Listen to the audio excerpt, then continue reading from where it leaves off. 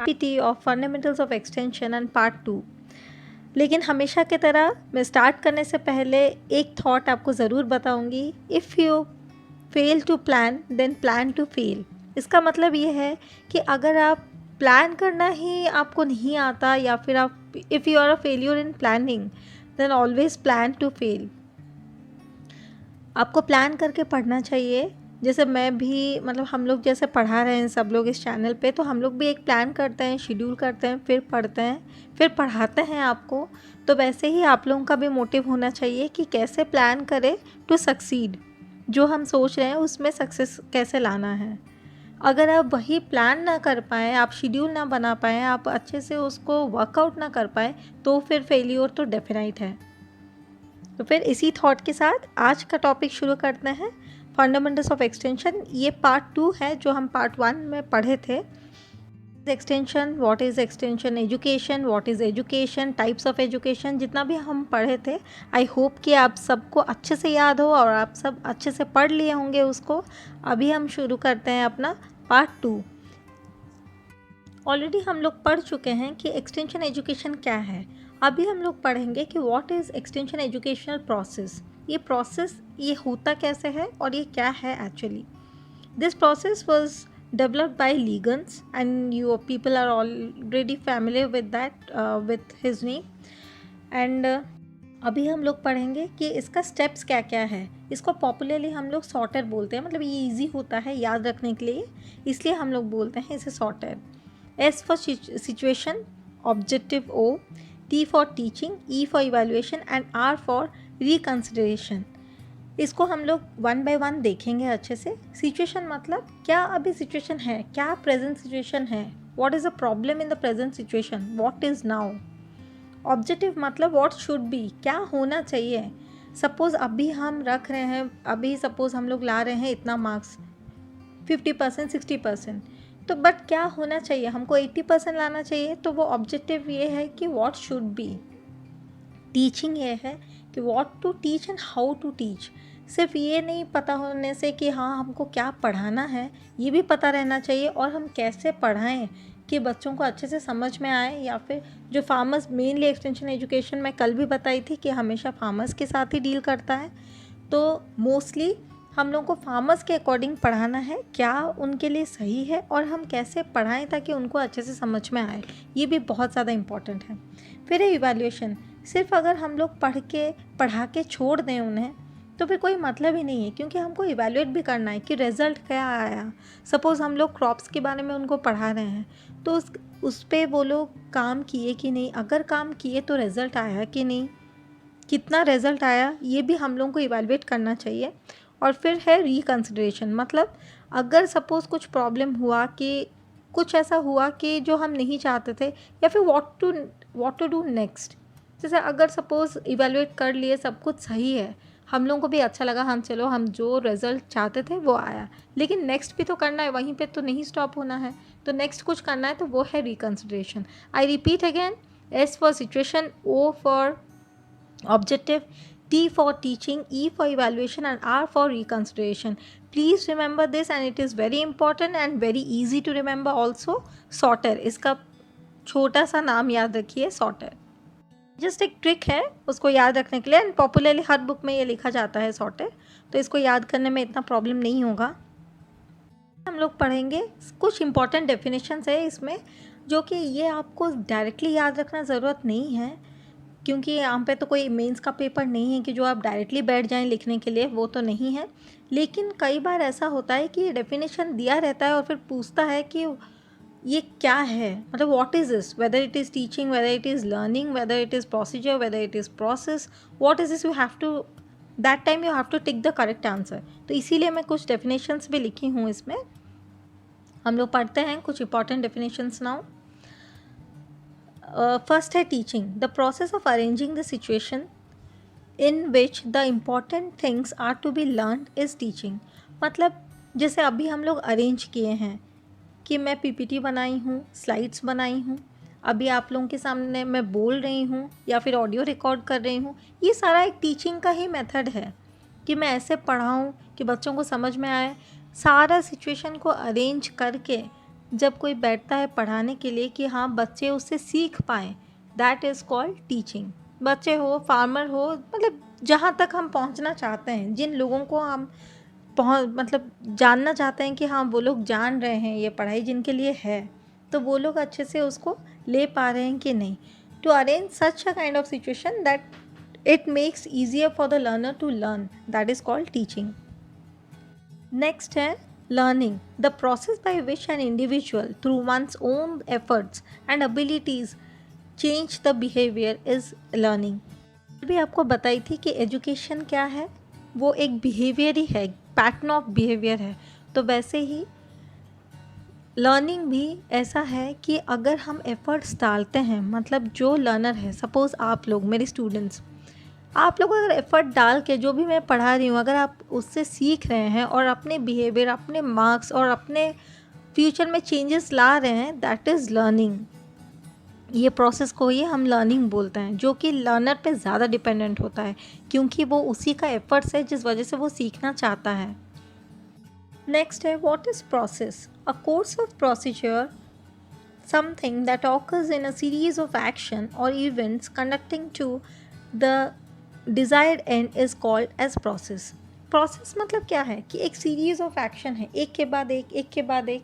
हम लोग directly jump नहीं कर रहे हैं किसी चीज़ पे, हम लोग धीरे धीरे एक सिक्वेंशियल ऑर्डर में ही फॉलो कर रहे हैं हर चीज़ को, एंड धीरे धीरे इवेंट्स भी हो रहे हैं, एंड हम लोग जो डिज़ायर्ड एंड में पहुंचना चाहते हैं, जो हम लोग का एंड हम देखना चाहते हैं कि हाँ हम ICAR JRF क्वालिफायर्स बने, हम क्वालिफाई करें उसे, तो धीरे धीरे करके हम अपना सब्जेक्ट, फिर जनरल एग्रीकल्चर, फिर हर चीज़ को एक प्रॉपर मेथड, एक प्रॉपर प्रोसीजर के साथ फॉलो करते हैं, that is known as process.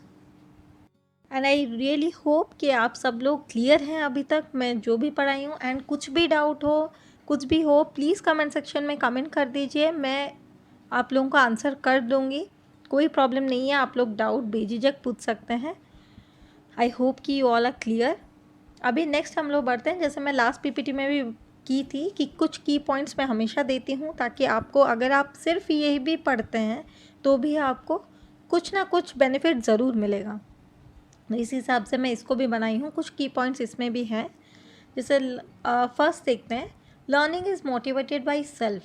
देखिए लर्निंग हमेशा, हाँ ये भी है कि जब हमको एक अच्छा टीचर मिलता है we get more interested, more motivated to study, but ये है कि सेल्फ में भी होना चाहिए, खुद में भी होना चाहिए कि हाँ मैं पढ़ूँ, क्या पढ़ूँ इज़ डिफरेंट, बट खुद में भी ये होना चाहिए कि हाँ मैं पढ़ूँ, मुझे अच्छा करना है। ये खुद का एक self motivation is too much required to succeed in life. So next है, there are 5 elements of learning situation. अभी मैंने बात किया है जब मैं टीचिंग पढ़ा रही थी कि लर्निंग सिचुएशन, तो उसमें 5 एलिमेंट्स होते हैं। क्या होता है वो प्रॉपर सिचुएशन? वो है learners, teachers, subject matter, teaching materials and physical facilities. मतलब आप लोग सभी को ये पता होगा कि एक टीचर चाहिए, एक लर्नर चाहिए, एक या मैं बहुत ज़्यादा भी, ज़रूरी भी नहीं है कि हमेशा ही बहुत ज़्यादा चाहिए, या ज़रूरी भी नहीं है कि हमेशा एक ही चाहिए। टीचर्स भी कई सारे होते हैं, लर्नर्स भी बहुत तरह के होते हैं। सब्जेक्ट मैटर कि क्या मैं पढ़ाऊँ, क्या पढ़ाना है, सब्जेक्ट मैटर होना चाहिए, और टीचिंग मटेरियल्स भी होना चाहिए। टीचिंग मटेरियल्स मतलब क्या? जैसे हमारे पास जो नोट्स है मेरा, वो है मेरा मटेरियल्स। सब्जेक्ट मैटर है टॉपिक कि मुझे पढ़ाना क्या है। टीचिंग मटेरियल्स है जो नोट्स हैं, कहाँ से मैं अरेंज की हूँ, बुक्स है, ये सारे टीचिंग मटेरियल्स हैं। और फिज़िकल फैसिलिटीज़ क्या है? जैसे डेस्क, चेयर, ब्लैक बोर्ड, ये सारे आपके फिज़िकल फैसिलिटीज़ में आते हैं। ऑडियो विजुअल एड, ये भी फिज़िकल में भी आएगा, और टीचिंग मटेरियल्स भी। नेक्स्ट है to do by doing and for doing are the fundamental objectives of learning. इसका मतलब क्या है, इसको अच्छे से समझिए कि टू डू बाई डूइंग, इसका मतलब क्या है कि हम लोग करें, मतलब करते करते ही सीखें। और ये है फंडामेंटल ऑब्जेक्टिव ऑफ लर्निंग कि हम लर्न करते करते ही उसे सीख जाएं। हम करते करते एक काम को सीखते हैं। जैसे ब्रश हमको पहले नहीं करना आता था हाथ से, लेकिन हम ब्रश 1 बार, 4 बार, 10 बार करते करते करते हम लोग धीरे धीरे करके सीखे हैं। तो इसी को बोलते हैं to do by doing and for doing, मतलब उसी को करने के लिए भी हम सीखते हैं। This is the fundamental objective of learning. Next है bond theory of learning was advocated by E.L. Thorndike. मैं बता दूँ आप लोगों को बच्चों कि बॉन्ड थ्योरी आप लोग इवन जो लोग सोशल साइंस में भी दे रहे हैं एग्ज़ाम, उनके लिए भी ज़रूरी नहीं है ये इसको याद रखें बॉन्ड थ्योरी क्या है कैसे है, लेकिन हम लोगों को बस इतना आप लोगों को याद रखना है, it was given by E.L. Thorndike and उन्हीं को ही हम बोलते हैं फादर ऑफ लर्निंग, बिकॉज ये लर्निंग सिचुएशन, ये लर्निंग, ये हर चीज़ लर्निंग का particularly it was given by E.L. Thorndike. फिर है the learning curve is teaching in teaching is S shape. The learning जो लर्निंग कर्व होता है वो कर्व एक एस शेप उसका एस होता है। देखिए बच्चों, कुछ चीज़ ऐसे हैं जो आपको डायरेक्टली याद रखने हैं, कुछ चीज़ ऐसे हैं जो आपको कॉन्सेप्चुअली समझना है। मैं यहाँ पे कॉन्सेप्चुअली आपको क्लियर करने की कोशिश कर रही हूँ, एंड कुछ चीज़ें ऐसे हैं जो आपको डायरेक्टली याद रखना पड़ेगा। We have no other way out. So फिर आगे बढ़ते हैं। नेक्स्ट है क्या है लैटेंट लर्निंग। हम लोग यूजुअली जानते हैं कि लैटेंट मतलब क्या होता है, कुछ एक हिडन होता है, कुछ एक छुपा हुआ होता है। तो learning that suddenly appear when a reward और incentive for performance is called latent learning. इसका मतलब मैं आपको अच्छे से समझा देती हूँ। देखिए, लर्निंग कई बार ऐसा होता है कि हमारे हमारे अंदर भी होता है कि हाँ हम लोग पढ़े ऐसे, लेकिन जब हमको कोई रिवॉर्ड मिलता है, जैसे हम लोग क्विज़ में जाते हैं, कॉलेज के कंपटीशन में हम लोग किस लिए जाते हैं, क्या जीतने के लिए, ट्रॉफी के लिए, प्राइज़ के लिए। तो वही है कि इंसेंटिव कुछ अगर मिले और रिवॉर्ड अगर मिले तो वो जो हिडन था लर्निंग वो बाहर आता है, वो सडनली अपीयर होने लगता है, उसी को बोलते हैं हम लोग लैटेंट लर्निंग। नेक्स्ट है people learn more rapidly and permanently when learning experience is pleasant and enjoyable. ये क्या है, इसको बोलते हैं लॉ ऑफ इफ़ेक्ट। इसका मतलब है कि आप सिंपली लीजिए कि जो टीचर बहुत, हम लोग यूजुअली बोलते हैं हिस्ट्री अच्छा नहीं लगता, ज्योग्राफी अच्छा नहीं लगता, यार एंटो बड़ा बोरिंग है, एग्रोनॉमी इज़ सो इंटरेस्टिंग। ये होता है हमारे खुद पे भी, लेकिन बहुत चीज़ें होते हैं जो टीचर पे जो पढ़ा रहे हैं, अगर वही अच्छे से आपको ना पढ़ाएं तो ये कभी नहीं हो सकता। अगर वो लर्निंग एक्सपीरियंस आपका प्लेजेंट नहीं रहा, अगर सपोज़ मैं अभी आपको सिंपली बस पीपीटी जो भी मैं लिखी हूँ सिर्फ वही पॉइंट्स आपको बोल के चली जाऊँगी, मुझे पता है मेरा काम तो हो जाएगा, लेकिन आप लोगों का काम, जिस वजह से मैं जो ऑब्जेक्टिव लेके ये काम कर रही हूँ, वो नहीं हो पाएगा, क्योंकि you people will never enjoy that. आपको कभी अच्छा ही नहीं लगेगा क्योंकि आपका लर्निंग एक्सपीरियंस ही नहीं रहा, जिस वजह से हम लोग यूजुअली बोलते हैं एक्सटेंशन बहुत बोरिंग सब्जेक्ट है, क्योंकि कोई भी एक्सटेंशन को अच्छे से समझाता नहीं है। बस जो डेफिनेशंस है, जो लिखा गया है, बच्चों को यही बोल दिया जाता है कि आप इसको याद रख लीजिए, लेकिन ये वो लोग नहीं सोचते हैं कि याद रखेगा भी आदमी तो कैसे, उसको पहले समझेगा तो it becomes very easy to remember. आपको मेमोराइज करना नहीं है, आपको रटना नहीं है कोई भी चीज़। तो ये है लॉ ऑफ इफ़ेक्ट। मतलब अगर इन्जॉयबल रहेगा, प्लेजेंट रहेगा लर्निंग एक्सपीरियंस, तो बच्चा मोर इजीली पढ़ेगा और रैपिडली पढ़ेगा एंड परमानेंटली उसे पढ़ने की ट्राई करेगा। नेक्स्ट है learning is an active process on the part of learner. ये क्यों इसको एक्टिव प्रोसेस बोला जाता है, क्योंकि लर्नर खुद ट्राई करके लर्न करता है। मैं अभी आपको कितना भी बोलूं, लेकिन अभी अगर आप लर्न ना करें, अगर आप किसी चीज़ को याद ही रखने की कोशिश ना करें, सो इट्स ऑल वेस्ट। इसीलिए learning is an active process on the part of learner. Next हम लोग पढ़ेंगे the principles of adult learning is given by novels. देखिए, लर्निंग का दो टाइप होता है। एक होता है जो बच्चों को हम पढ़ाते हैं यूजुअली, पेडागॉजी, चाइल्ड लर्निंग, और ये होता है एडल्ट लर्निंग जो कि यूजुअली 18 ईयर्स के बाद होता है। तो इसको हम लोग बोलते हैं कि adult learning is given by novels. इसके जो प्रिंसिपल्स हैं ये आपको बिल्कुल भी ज़रूरत नहीं है याद रखना, ये इवन सोशल साइंस बच्चों को भी नहीं ज़रूरत है इसे याद रखना, बस इतना ही याद रखना है कि इसका प्रिंसिपल्स दिए थे नॉवेल्स।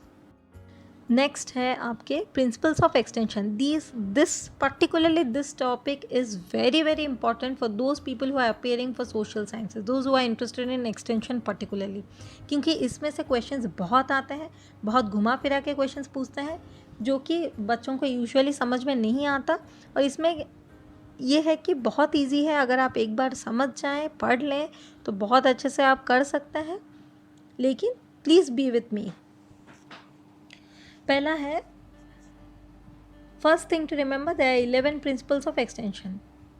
11 है, लेकिन मैं यहाँ पे सिर्फ इम्पॉर्टेंट ही लिखी हूँ, मैं सारा 11 नहीं लिखी हूँ, सिर्फ मैं इम्पॉर्टेंट चीज़ें ही आपको बताऊँगी, क्योंकि प्रिंसिपल ऑफ एक्सटेंशन से ज़्यादा इम्पॉर्टेंट है हमारा प्रिंसिपल ऑफ लर्निंग। सो इसलिए उसको मैं बहुत अच्छे से कवर करूँगी, लेकिन उसमें भी सिर्फ डेफिनेशन है, जो लोग सिर्फ डेफिनेशंस मैं बताऊँगी आपको, पर्टिकुलरली समझाऊँगी, और उसमें सिर्फ हेडिंग्स है, आप उसको देख के भी जान सकते हैं कि हाँ किसके अंदर क्या आएगा, अगर आप अच्छे से एक बार समझ जाएं। Okay, let's continue students. Principal of cultural difference. Cultural difference मतलब हम लोग क्या सोचते हैं, अगर कोई नॉर्थ का आदमी साउथ में चला जाए तो वो हेलन हेवन डिफरेंस है। कल्चरल डिफरेंस उसी को बोलते हैं। सपोज़ एक एक्सटेंशन एजेंट वो जाता है साउथ में डील करने के लिए, तो उसका फूड हैबिट्स, उसका कल्चर, उसका सब कुछ वो चेंज होगा एकदम, क्योंकि नॉर्थ और साउथ एकदम ऑपोजिट हैं, तो ऑब्वियसली वो चेंज होगा, कस्टम्स, वैल्यूज सब कुछ चेंज होगा। तो ये जो डिफरेंस होता है, ये डिफरेंस को ब्रिज करने का काम है एक्सटेंशन एजेंट का। वो कभी भी ऐसा नहीं होना चाहिए कि अपने ही सिर्फ चीज़ को प्रेफरेंस देना चाहिए कि नहीं हमारे यहाँ तो ऐसा होता है, आपके यहाँ तो ऐसा होता है, क्योंकि ये एक्सटेंशन का ही काम है उसको ब्रिज करना। So differences which exist between groups of farmers as well as between the extension agents regarding their habits, custom, value etcetera, इसी को बोलते हैं हम लोग principle of cultural difference. Next है प्रिंसिपल ऑफ ग्रास रूट्स, मतलब कि हम लोग लोकल सिचुएशन, लोकल प्रॉब्लम को खुद इन्वॉल्व होके उसमें पूरा जाने की एक्चुअली प्रॉब्लम क्या है, सिचुएशन क्या है, लोकल ग्रुप्स, मतलब ये हमको स्टार्ट ही करना पड़ेगा विथ लोकल ग्रुप्स, ताकि हम लोग ज़्यादा अच्छे से समझ पाएँ, एकदम डीप रूट से हम समझ पाएँ। जब हम समझेंगे तभी जाके हम उसका सल्यूशन निकाल पाएंगे। नेक्स्ट है प्रिंसिपल्स ऑफ लीडरशिप। ये क्या है? Never do anything that you get someone to do for you. इसका मतलब यही है कि हम लोग कभी ऐसा काम नहीं करना चाहिए कि हम किसी और पे डिपेंडेंट हो कि ये आएगा तो ये करेगा। ये लीडरशिप क्वालिटी नहीं है। लीडरशिप ये है कि I should take the lead, मैं शुरू करूं, फिर मुझे देख के दूसरे शुरू करें, मैं लोगों को इन्फ्लुएंस करूं, दिस इज़ लीडरशिप। ये नहीं कि मैं लोगों को फॉलो करूं। अच्छा चीज़ को भी फॉलो करना चाहिए, कोई बात नहीं है उसमें, लेकिन लीडरशिप का क्वालिटी यही होता है कि I should take the lead. Next है प्रिंसिपल ऑफ इंडिजिनस नॉलेज। हम लोग बहुत सोचते हैं कि जो पुराने जैसे आयुर्वेदिक चीज़ें कि कुछ पुराने होते थे, हम लोग उसको सब छोड़ के हम नए चीज़ में जा रहे हैं, नया इन्वेंशन है, everything is fine, we should keep pace with the generation, we should keep pace with the new inventions and new innovations. But instead of ignoring the indigenous knowledge system, that it is outdated, and claiming that it is outdated, it is boring, it is old fashioned, we should try to understand them and make them understand to people। क्योंकि बहुत ऐसे चीज़ थे पुराने ज़माने में, या फिर जो इंडिजिनस मतलब क्या, जो अपने यहाँ होता है, जिसको हम लोग खुद मिलके उसको जनरेट किए हैं, तो उसको हम लोगों को और बढ़ावा देना चाहिए। First the extension agent should understand and also make them understand, make the farmers to understand in a better way. और उसको पूरा रिजेक्ट नहीं करना चाहिए, उसको लेके ही कुछ नया टेक्नोलॉजी और हर चीज़ बताना चाहिए। नेक्स्ट है principle of learning by doing. अभी मैं बताई कि हम लोग कैसे सीखेंगे, करते करते ही सीखते हैं कोई चीज़, मतलब people should learn what to do, how to do and why to do. हम पढ़ रहे हैं, हम किस लिए पढ़ रहे हैं? कुछ हासिल करने के लिए पढ़ रहे हैं। हम क्यों पढ़ रहे हैं? कुछ हासिल करने के लिए पढ़ रहे हैं। और फिर आता है हम कैसे पढ़ें कि वो चीज़ हासिल हो, इसी को बोलते हैं principle of learning by doing. Next है प्रिंसिपल ऑफ पार्टिसिपेशन। मतलब इसका कि जब लोग कोऑपरेट करें खुद से विलिंगली एंड पार्टिसिपेट करें, डिफरेंट प्रॉब्लम को आइडेंटिफाई करना, डिफरेंट प्रॉब्लम को जानना कि हाँ ये हमारा प्रॉब्लम है। अगर कुछ प्रॉब्लम है, हम जान ही नहीं पा रहे हैं कि हमारा क्या प्रॉब्लम है, तो हम कभी उसका सल्यूशन निकाल ही नहीं सकते हैं। तो ये अगर लोग खुद से कोऑपरेट करके, खुद से पार्टिसिपेट करके अगर सीखें तो वो सबसे बेस्ट होगा। तो इसीलिए people should willingly cooperate and participate in identifying the problem and solving it. ये है आपका प्रिंसिपल ऑफ पार्टिसिपेशन। बच्चों ये बहुत इजी है, देखिए इसमें वर्ड है कोऑपरेट एंड पार्टिसिपेट, तो पार्टिसिपेशन। पहले वाले में जैसे people should learn what to do, how to do and why to do, तो वो हुआ लर्निंग बाय डूइंग। अगर आप एक एक की वर्ड पकड़ लें बीच में से तो आप बहुत इजीली इसको पूरा याद रख सकते हैं, आपको कोई ज़रूरत नहीं है रटने की। इंडिजिनस नॉलेज मतलब वो होगा उसमें इग्नोरिंग इंडिजिनस नॉलेज, तो आपको समझ में आ जाएगा हाँ ये प्रिंसिपल ऑफ इंडिजिनस नॉलेज ही है। तो हर एक चीज़ में ऐसे कुछ कुछ कीवर्ड है जो मैं अभी बताती चलूँगी आपको, धीरे धीरे करके सब याद रखेंगे, सब साथ में पढ़ेंगे, कोई प्रॉब्लम नहीं होगा मेरे सब्जेक्ट में आप लोगों को ज़्यादा। तो अभी फिर नेक्स्ट पढ़ते हैं, प्रिंसिपल ऑफ एडेप्टेबिलिटी। ये क्या है? Extension work and teaching methods must be flexible and adapted to local conditions. इसका मतलब ये है अडेप्ट, हम किसी चीज़ को अडेप्ट कैसे करते हैं, क्यों करते हैं हम, जब हम जानते हैं कि ये बहुत मतलब ये हमारे जगह को बहुत अच्छा सूट करेगा तभी हम करते हैं। तो इसीलिए हमारा सारा एक्सटेंशन वर्क जो भी हम करते हैं ये फ्लेक्सिबल होना चाहिए। ज़्यादा रिजिड होगा तो हम लोग सिर्फ एक जगह पे ही उसको कन्फाइन रख सकते हैं, दूसरी जगह पे हम उसको लेके नहीं जा सकते। तो इसी वजह से extension work and teaching methods must be flexible and adapted to local conditions. Next है प्रिंसिपल ऑफ सेटिस्फैक्शन। हर चीज़ का एक सेटिस्फैक्ट्री लेवल होता है, तो हम जो भी रिज़ल्ट आया हमारे पूरे एक्सटेंशन वर्क से, प्रोग्राम से, प्रोजेक्ट से, जो भी हम कर रहे हैं, फार्मर्स तक लेके गए, उनको पढ़ाए, समझाएं, बुझाएं, वो लोग अच्छे से किए, सब कुछ किए, फाइनली सेटिस्फैक्शन हमको और फार्मर्स को दोनों को होना चाहिए। Extension work must be satisfactory. पूरा वो जो एक्सटेंशन वर्क है जो हम लोग लेके गए, पढ़ाए, हर चीज़ किए, फिर वो लोग भी ट्राई किए उसे, वो सारा चीज़ मिला के बहुत सेटिस्फैक्टरी होना चाहिए, तब जाके principle of satisfaction will be satisfied. ये था आपका last principle. I hope principles of extension आपको बहुत अच्छे से क्लियर हो गया होगा, कोई प्रॉब्लम नहीं होगा। कोई भी डाउट होगा please try to comment in the comment section, I will definitely answer you back. Next हम लोग बढ़ते हैं आगे, प्रिंसिपल्स ऑफ लर्निंग। ये भी 11 ही हैं, just remember both are 11, principles of extension भी और प्रिंसिपल्स ऑफ लर्निंग भी। इसमें क्या है, क्या डिफरेंस है ये दोनों में? प्रिंसिपल ऑफ एक्सटेंशन में है कि एक्सटेंशन वर्क का क्या प्रिंसिपल है, मतलब कैसा वो होना चाहिए या फिर कैसा नहीं होना चाहिए। लर्निंग का क्या है कि लर्निंग कैसा होना चाहिए, मतलब जो हम सिखाते हैं, जो हम सीखते हैं वो कैसे होना चाहिए। अभी हम आगे बढ़ते हैं। मैं इसमें डेफिनेशन वगैरह नहीं दी हूँ, मैं सिर्फ इसमें हेडिंग्स दी हूँ एंड मैं इसको एक एक को अच्छे से अभी एक्सप्लेन करूँगी। ये ज़्यादा ज़रूरी है जो लोग एक्सटेंशन एजुकेशन या फिर सोशल साइंस के लिए पढ़ रहे हैं, ज़्यादा दूसरों के लिए भी है कि हाँ 11 प्रिंसिपल्स है, ये सब थोड़ा थोड़ा याद रखना ज़रूरी है।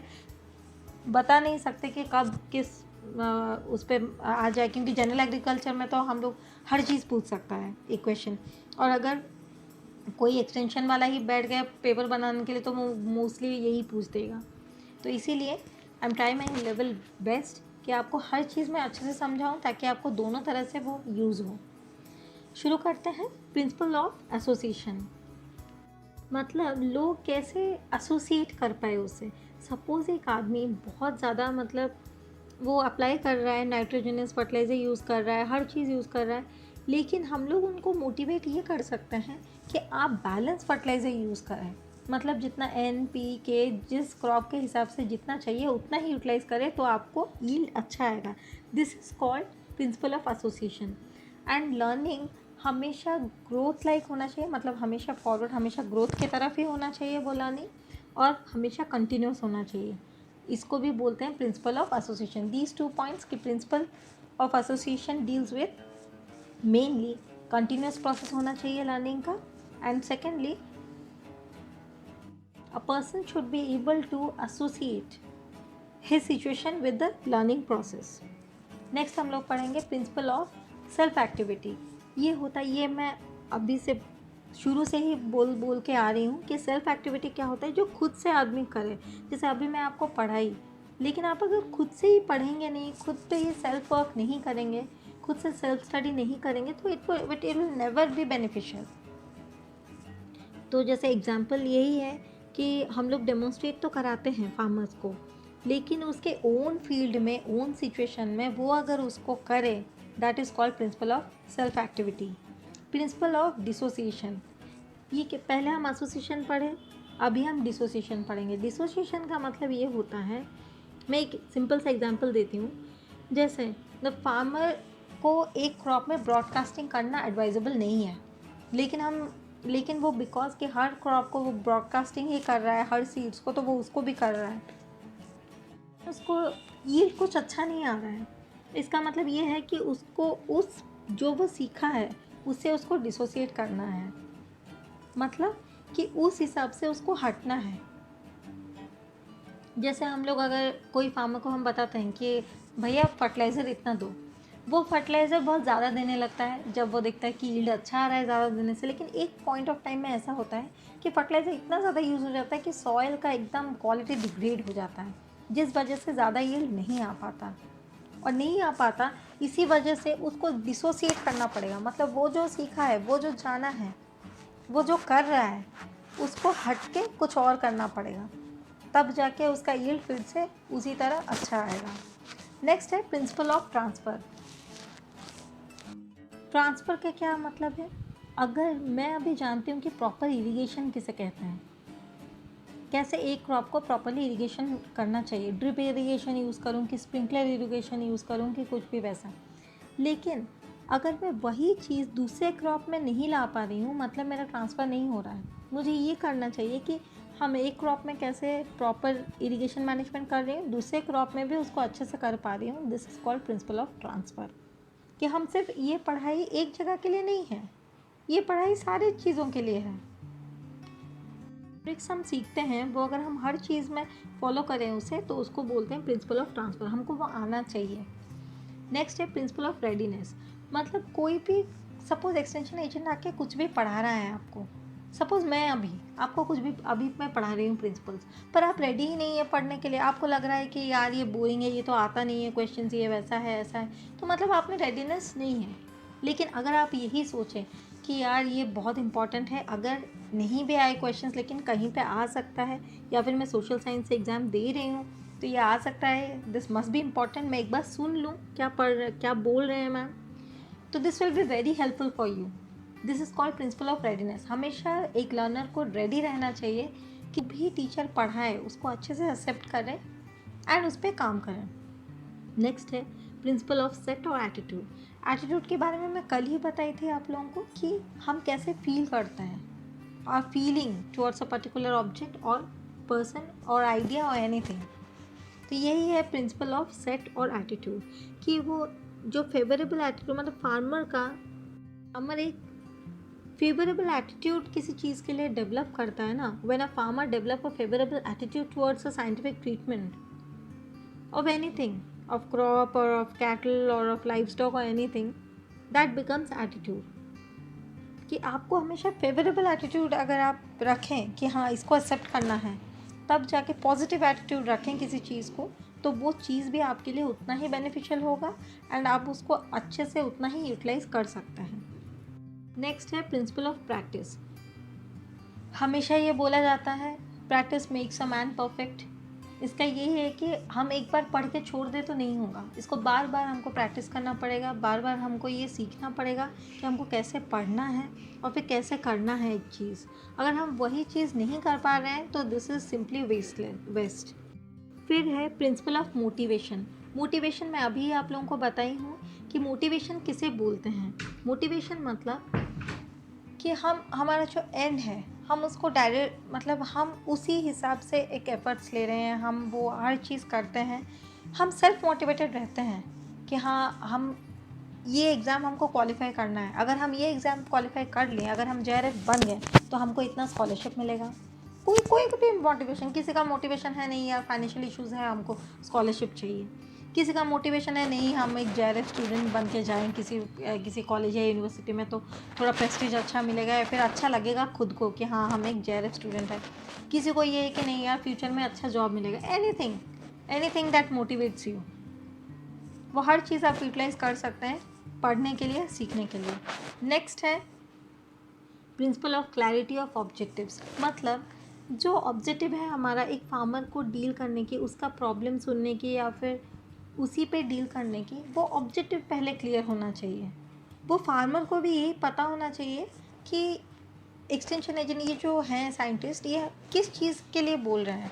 वो पेस्ट ये करने के लिए, पेस्ट प्रिवेंट करने के लिए बोल रहे हैं, या फिर यील्ड इम्प्रूव करने के लिए बोल रहे हैं, या फिर इकोनॉमिक रिटर्न ज़्यादा आने के लिए बोल रहे हैं। सब कुछ कंबाइन है, लेकिन फिर भी उसको ये पता होना चाहिए, वो ऑब्जेक्टिव उसका पूरा क्लियर होना चाहिए उसके दिमाग में कि हम ये चीज़ करेंगे तो हमको ऐसा रिजल्ट मिलेगा।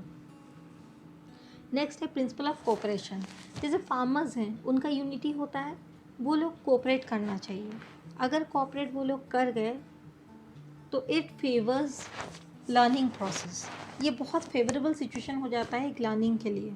मतलब इवन एक्सटेंशन एजेंट को भी इजी हो जाता है इस बारे में पढ़ाने के लिए, क्योंकि वो लोगों का कोऑपरेशन है। आप खुद सोचिए, अगर आप लोग आज मुझे कोऑपरेट ना करें, मैं जो पढ़ा रही हूँ आप उसे नहीं सुनना चाहें, तो ये मुझे भी नहीं अच्छा लगेगा और आपको तो डेफिनेटली बेनिफिशियल नहीं होगा। लेकिन पहले ये होगा कि हाँ, मुझे भी नहीं अच्छा लगेगा। पहले आप सुने, पहले आप कोऑपरेट करें, फिर आप बोलें कि हाँ ये प्रॉब्लम है, इस पर थोड़ा सा काम करना है।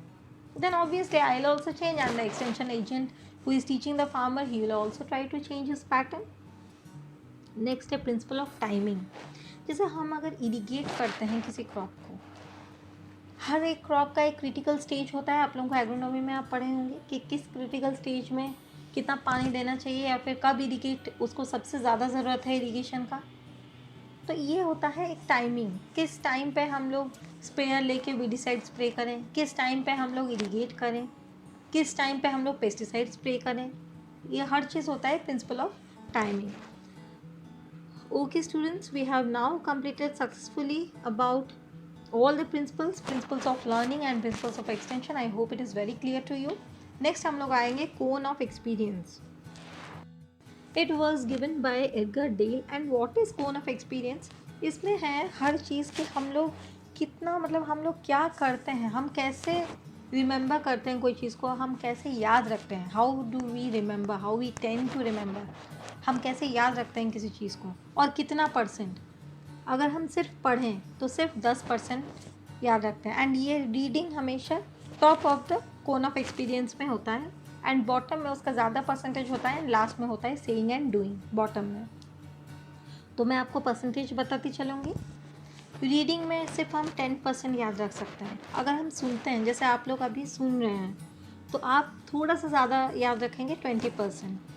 फिर अगर आप किसी चीज़ को देखते हैं, आप खुद सोचिए, जब आप किसी मूवी को देखते हैं, ये तो चलो सीइंग एंड हियरिंग हो गया। अगर आप एक मूवी को देखते हैं तो वो 50%, वो थोड़ा सा ज़्यादा है। लेकिन सीइंग है, सिर्फ आप देख रहे हैं, एक पिक्चर में मैं आपको दिखा रही हूँ सिर्फ पिक्टोरियल फॉर्मेट में, तो आपको वो ज़्यादा याद रहेगा। इसीलिए ये पीपीटी है कि आप इसको देख पाएँ, आप जब चाहें इसे रेफ़र कर पाएँ। हियरिंग एंड सीइंग, जैसे हम कोई मूवी देखते हैं तो हमको कितना अच्छे से याद रहता है, पहले 2-3 दिन, बहुत साल तक भी याद रहता है, अरे ये उस मूवी में ऐसा डायलॉग बोला था, बहुत अच्छा लगा था। This is 50%। फिर सेइंग, अगर हम बोलते हैं उसी चीज़ को तो बहुत हमको याद रहता है, that is 70%। And maximum is saying and doing. अगर आप बोलते हैं एंड करते हैं खुद से, तो ये मैक्सिमम है, ये bottom of the cone of experience में रहता है, ये बॉटम में रहता है, and this is maximum 90%। Next हम लोग पढ़ेंगे स्टेप्स इन एक्सटेंशन टीचिंग। पहले हम लोग लर्निंग, प्रिंसिपल ऑफ लर्निंग और हर चीज़ पढ़ लिए। अभी हम आएंगे एक्सटेंशन टीचिंग में। It was given by Wilson and Gallup. इसमें भी 5 स्टेप है, एंड शॉर्ट फॉर्म इसका है एडकास। इसको हम लोग अच्छे से याद रखना चाहिए आप लोगों को। पहले है अटेंशन, फिर है इंटरेस्ट, फिर desire, conviction, action and satisfaction. मैं एक एक करके बताऊंगी आपको कि ये है। देखिए, पहले जैसे है अटेंशन, इसका मतलब क्या है कि first step of extension teaching method, the aim is attention. Attention मतलब पहले बच्चों को अवेयर करना चाहिए, पहले फार्मर को अवेयर करना चाहिए कि हाँ ऐसा एक चीज़ आया है, एक न्यू आइडिया आया है, एक न्यू प्रैक्टिस हम लोग लेके आए हैं आपका डेवलपमेंट के लिए। तो वो हुआ attention, making the people aware. Next है इंटरेस्ट। इंटरेस्ट किसे कहते हैं? फार्मर इंटरेस्टेड हुआ, जब वो फार्मर अटेंटिव हुआ कि अवेयर हुआ एक चीज़ कि हाँ ऐसे इनोवेशन एक आया है। हैंड्स पे ऐसे ना, अभी हम लोग ये स्पेयर यूज़ कर रहे हैं, फर्टिगेशन यूज़ कर रहे हैं नॉर्मल इरिगेशन से, तो ये चीज़ जब आया तो बच्चों तो फार्मर को ज़्यादा वो यूटिलाइज होने जैसा लगा कि हाँ इसको हम अच्छे से यूटिलाइज कर सकते हैं, तो इसलिए उसका इंटरेस्ट भी डेवलप हुआ।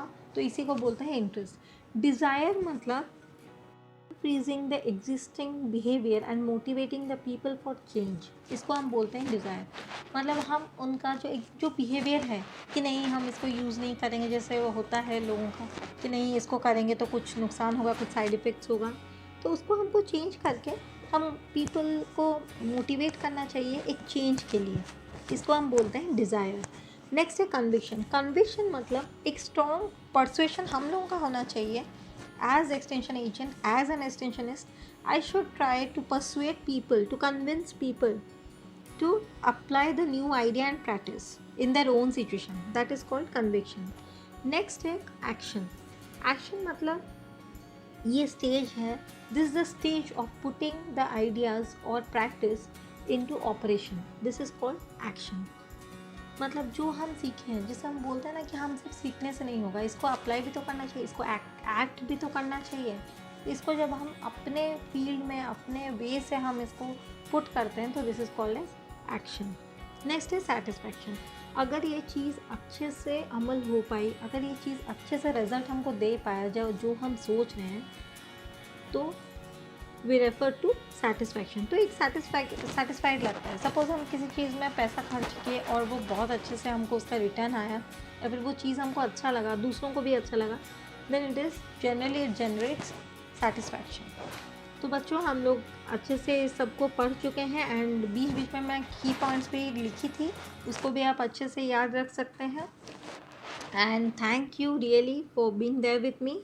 ये वीडियो ऑब्वियसली बहुत लंबा है मुझे पता है, लेकिन थोड़ा सा इसको आप अगर पेशेंसफुली सुने तो आपको ये बहुत हेल्प होगा। एंड मुझे ऐसा लगता है कि ये सुनने के बाद आपको ज़्यादा मेहनत नहीं करना पड़ेगा खुद से पढ़ने की, आपको हर चीज़ अच्छे से समझ में आएगी। And thank you again my dear friends, my dear students. I'll be back with another PPT very soon. Then take care. Bye bye. Continue your studies. Do well.